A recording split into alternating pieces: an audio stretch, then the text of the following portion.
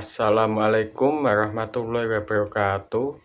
Perkenalkan, nama saya Ahmad Maulana Gufron dari Unisnu Jepara.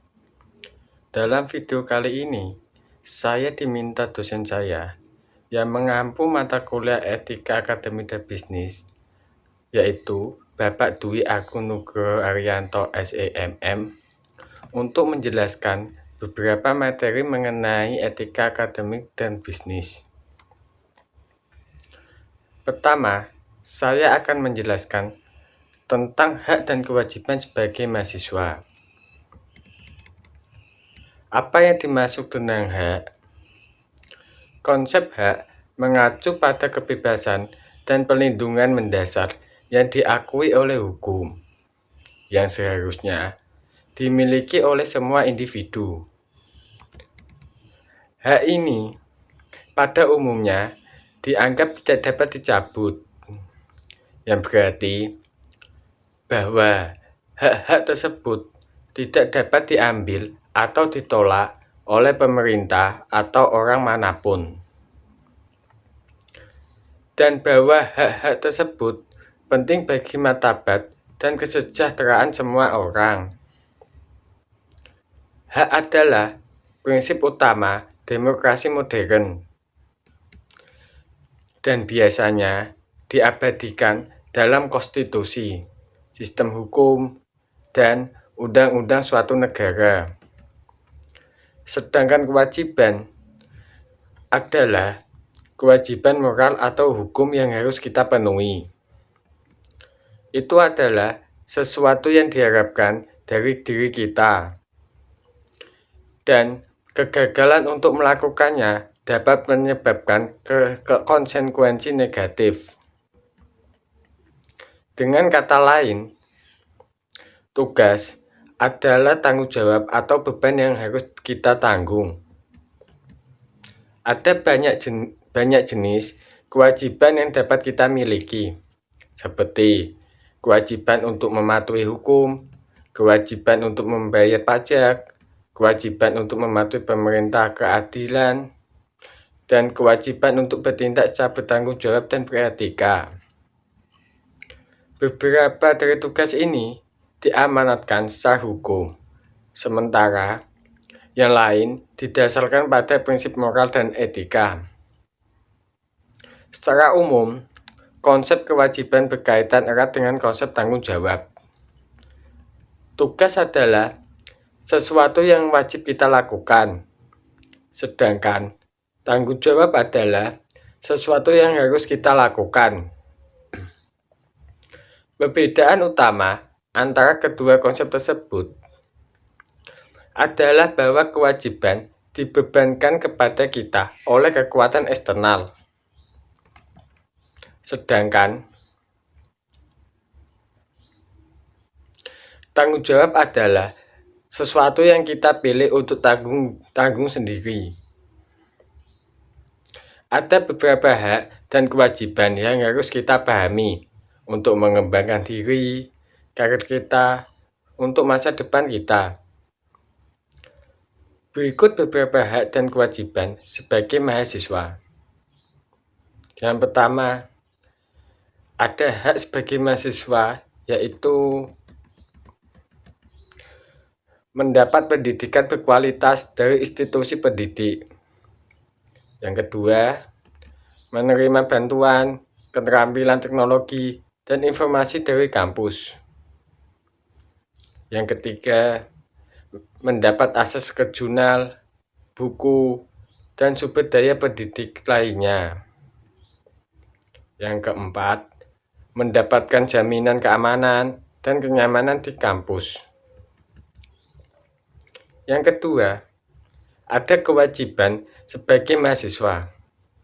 Kita mahasiswa akan mempunyai kewajiban, yaitu menepati jadwal perkuliahan dan kegiatan akademik lainnya. Yang kedua, menepati jadwal dan persyaratan untuk mengajukan tugas, proyek, dan keikutsertaan di kegiatan kampus. Yang ketiga, menempati aturan dan etika kampus yang berlaku.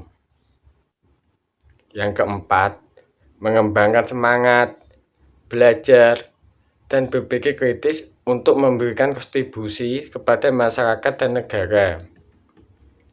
Dan yang kelima, berpartisipasi pada kegiatan kampus dan organisasi mahasiswa untuk mengasah keterampilan dan keprofesionalitas kita.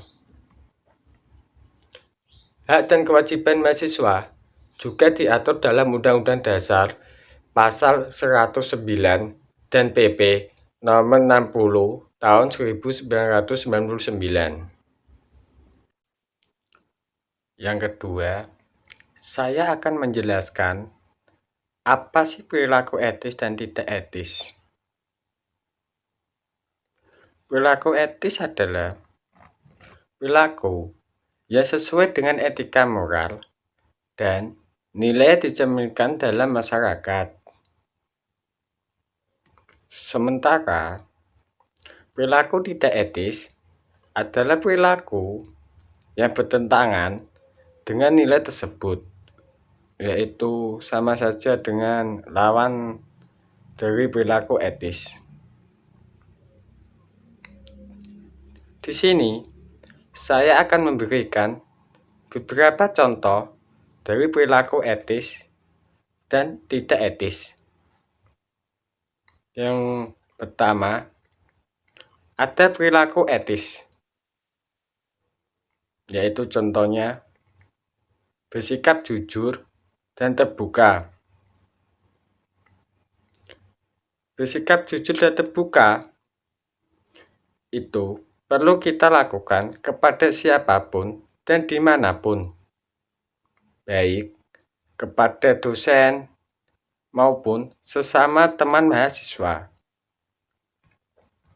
Yang kedua, setiap ada komitmen dan tanggung jawab.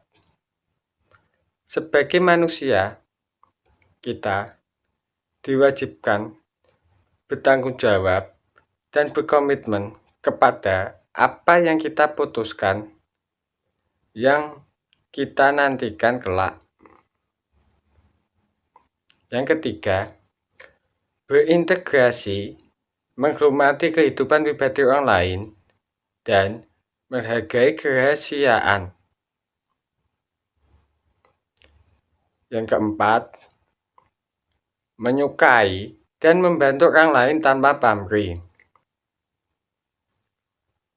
Dengan menyukai dan membantu orang lain tanpa pamrih, kita dapat memperbanyak teman, dan kalau kita bisa mendapat bantuan dari orang lain di saat kita butuh. Yang kelima, ada respeksi pada hak asasi manusia dan lingkungan hidup. Dan selanjutnya, ada contoh perilaku tidak etis. Yang pertama, berbohong atau membual. Kita tidak boleh sedikit pun berbohong atau membual kepada siapapun itu. Yang kedua, maling harta benda atau informasi. Yang ketiga, kekerasan verbal atau fisik. Yang keempat, menerima suap, titip, gratifikasi, dan korupsi. Yang kelima, mengganggu ketenangan orang lain atau menghanguskan lingkungan hidup. Perilaku tidak etis di atas itu tidak baik untuk kita lakukan. Sebaiknya kita menghindari perilaku tersebut. Selanjutnya, saya akan menjelaskan apa itu etika pergaulan. Etika pergaulan mengacu pada perilaku dan aturan yang dianggap tidak pantas atau pantas, terpuji, dan benar dalam hubungan atau interaksi pribadi atau sosial antara orang-orang. Berikut ini saya akan memberi contoh beberapa etika dalam pergaulan. Yang pertama, jujur, terbuka, dan menghormati. Yang kedua, saling menghargai dan menjunjung tinggi rasa hormat. Yang ketiga, menerima dan menghargai perbedaan. Yang keempat, menyimpan rahasia dan tidak membocorkan rahasia atau informasi pribadi. Yang kelima, tidak menyakiti, mengejek, atau membandingkan orang lain. Yang keenam, tidak menyebarkan rumor atau gosip yang mengakibatkan kerusakan moral maupun sosial. Etika pergaulan juga berarti menjaga privasi dan menghargai privasi orang lain. Jadi, di saat kita bergaul kepada sesama manusia, kita harus menjaga etika pergaulan kita. Jangan sampai kita sebagai mahasiswa dianggap buruk kepada masyarakat umum pada lainnya. Selanjutnya, saya akan menjelaskan mengenai etika berpakaian. Mahasiswa harus mematuhi etika berpakaian yang dipandang pantas dan sesuai dengan lingkungannya. Contohnya, pakaian formal, rapi, dan sopan yang sesuai dengan lingkup akademik dan profesional saat menghadiri kelas, presentasi, wisuda, atau acara akademik lainnya. Yang kedua, menggunakan pakaian yang rapi dan bersih saat menghadiri kegiatan kampus atau di luar kampus. Yang ketiga, menghormati dan mematuhi aturan berpakaian yang berlaku di kampus, termasuk larangan menggunakan pakaian yang membuka atau menampilkan tubuh secara berlebihan, sama saja berpakaian seksi. Yang keempat, menggunakan pakaian sesuai dengan tradisi dan budaya lokal serta menghormati perbedaan budaya orang lain. Sama teman kita harus menghormati. Tidak memakai pakaian yang memprovokasi, bertentangan dengan nilai-nilai akademis, atau merusak citra kampus. Dalam beretika berpakaian, mengacu pada aturan dan norma yang mengatur cara kita berpakaian dan menampilkan diri di masyarakat. Ada banyak standar etika yang berbeda dalam hal berpakaian. Dan standar ini dapat sangat bervariasi tergantung pada budaya, konteks, dan preferensi pribadi.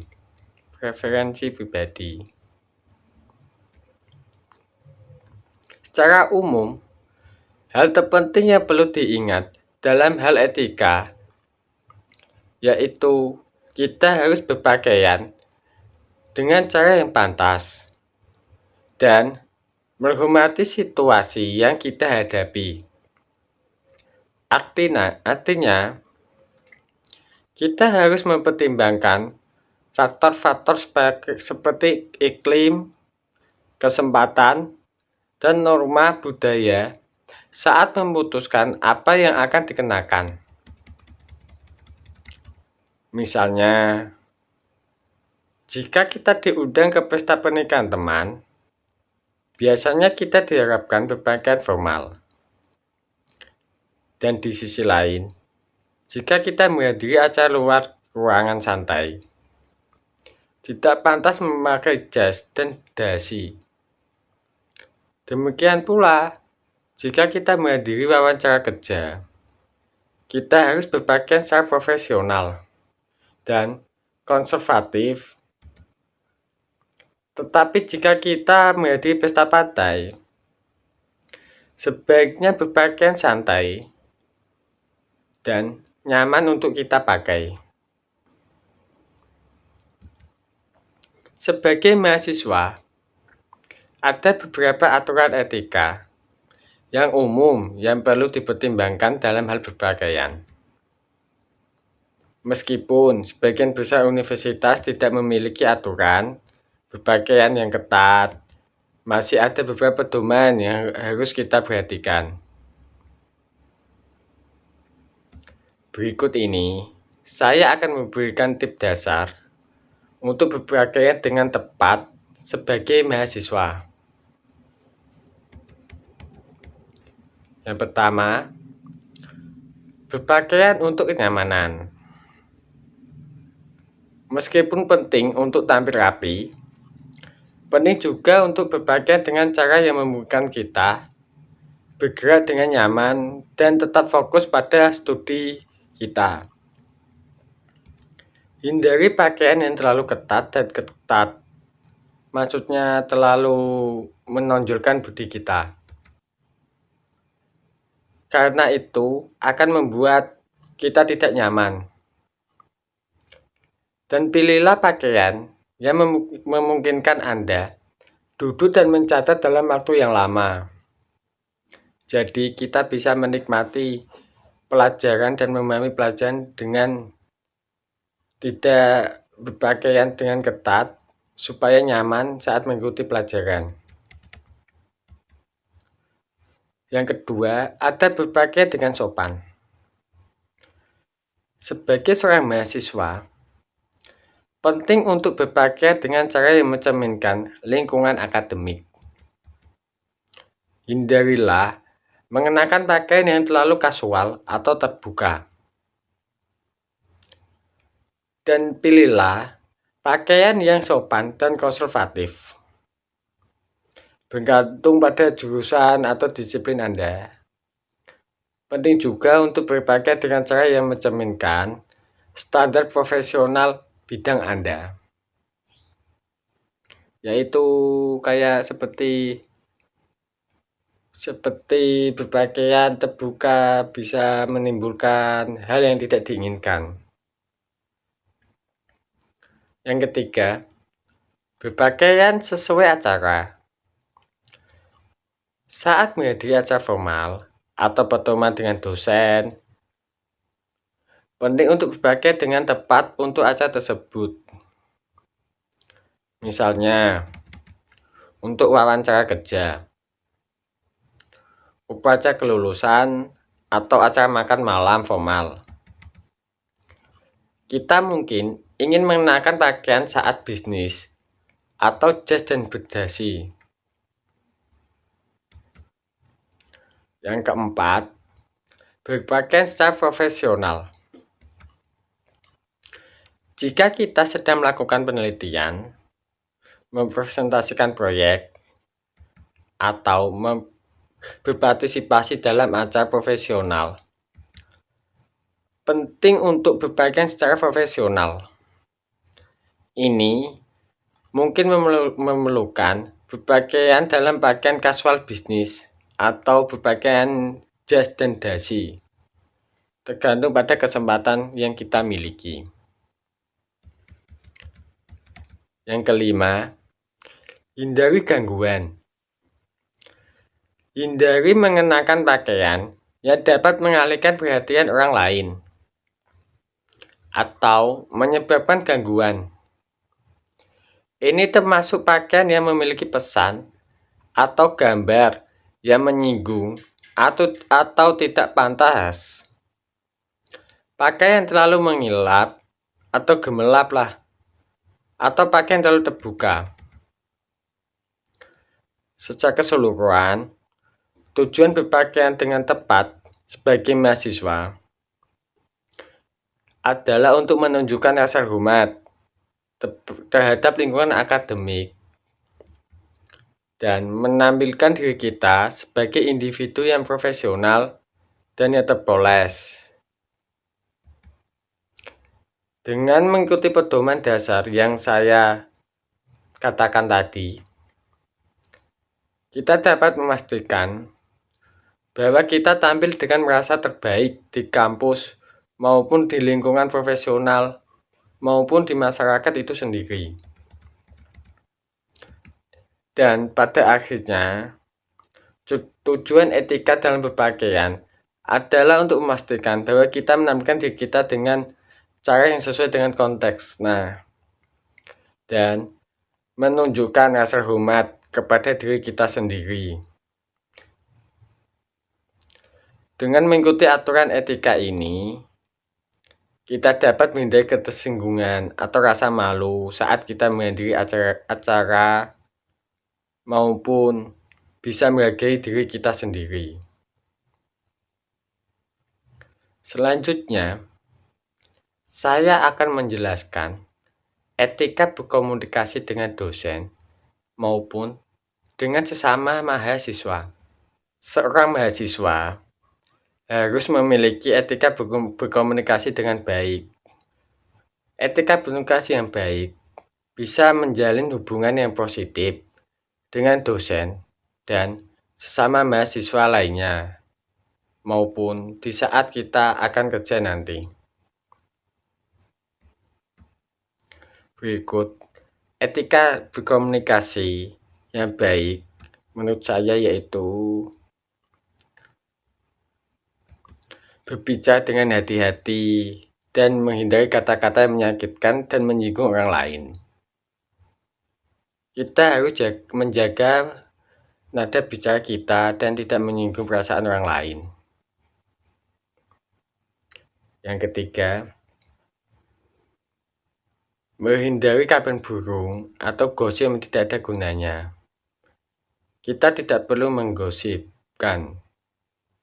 Soalnya manusia itu tepatnya salah dan dosa. Tidak perlu merasa benar sendiri. Yang keempat, menerima dan menghargai perbedaan pendapat, perspektif dalam dialog dan diskusi.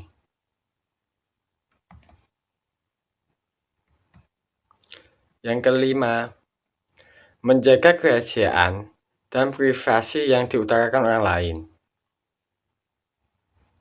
Yang keenam, menerima kritik dan masukan secara terbuka dan tidak menjadi defensif atau marah saat menerima kritikan. Yang ketujuh, berbicara dengan hati-hati dan menghargai budaya, agama, dan warna kulit orang lain.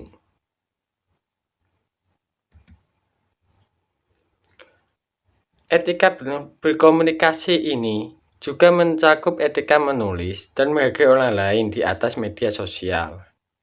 Jadi, kalau kita di media sosial bisa menjaga nada bicara kita atau komentar kita kepada siapapun itu. Selanjutnya, saya akan menjelaskan mengenai etika dalam berorganisasi. Sebagai mahasiswa, harus memiliki etika dalam berorganisasi yang tujuannya untuk menjaga citra dan integritas organisasi. Contoh, dalam beretika dalam organisasi, kita harus selalu jujur, terbuka, dan menghormati teman sesama organisasi kita. Yang kedua, setia pada komitmen dan tanggung jawab. Ini menurut saya ini. Yang ketiga, berintegritas mengutamakan kepentingan secara kolektif daripada kepentingan pribadi. Yang keempat, menerima dan menghargai perbedaan pandangan dan pendapat saat melaksanakan musyawarah dalam berorganisasi.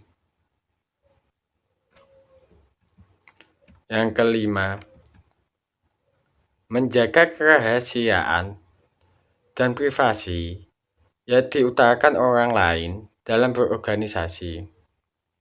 Jadi kita dalam berorganisasi harus bisa menjaga apa yang kita utarakan atau apa yang kita bicarakan yang menjadi rahasia di organisasi kita. Yang keenam, saling bekerja sama dan mendukung satu sama lain dalam kegiatan kampus. Yang ketujuh, menghormati dan menghargai nilai-nilai dan budaya dalam organisasi kita. Dalam berorganisasi, kita harus mendukung penuh dan berani mengambil keputusan kalau kita sebagai pemimpin saat kita ada masalah dalam organisasi kita atau sedang menyelesaikan masalah sama anggota. Dalam etika dalam berorganisasi juga mencakup etika dalam mengambil keputusan dan manajemen, yaitu manajemen organisasi. Selanjutnya, saya akan menjelaskan etika dalam lingkungan kampus. Dalam lingkungan kampus ini sendiri, mahasiswa harus memiliki etika dalam lingkungan kampus untuk mencerminkan nilai sopan santun dan moralitas dalam interaksi pribadi dan sosial. Mahasiswa harus memiliki etika di lingkungan kampus. Di sini saya akan memberi contoh beberapa etika yang kita lakukan di dalam lingkungan kampus. Yang pertama, selalu menghadiri kelas dan seluruh kegiatan akademik dengan disiplin. Sama saja, kita tidak boleh bolos. Yang ketiga, mengutamakan tugas dan kewajiban di akademik. Kita harus mengutamakan tugas-tugas kita sebagai mahasiswa. Yang keempat, menghindari kekerasan, mobbing, atau perundungan. Hal ini baik di lingkungan kampus maupun masyarakat sebaiknya dihindari sebisa mungkin karena akan merugikan kita maupun orang lain. Yang kelima, menggunakan fasilitas kampus dengan bijaksana dan menghargai hak dan privasi orang lain. Kita harus sebisa mungkin menggunakan fasilitas kampus dengan bijaksana karena dengan kita berbijaksana, kita sama saja menghargai tempat belajar kita. Yang keenam, menerima dan menghargai perbedaan pendapat dan pandangan saat melakukan diskusi atau saat menghadiri rapat-rapat di organisasi kampus. Yang ketujuh, menjaga kerahasiaan dan privasi yang diutarakan orang lain. Menjaga kerahasiaan dan privasi yang diutarakan orang lain penting bagi kita untuk menjaga aib sesama teman maupun diri kita sendiri. Dalam etika di lingkungan kampus ini, kita harus mentanggungjawabkan kebersihan atau tidak merusak lingkungan kampus. Serta kita harus menjunjung tinggi dan mendukung nilai-nilai kebaikan yang ada di kampus, visi misi yang ada di kampus, serta usaha kita yang ada di kampus supaya menjadi ilmu yang barokah. Sekian presentasi dari saya. Jika ada kesalahan kata, perbuatan, maupun kata-kata yang salah, mohon kritik dan sarannya. Akhir kata, wassalamualaikum warahmatullahi wabarakatuh.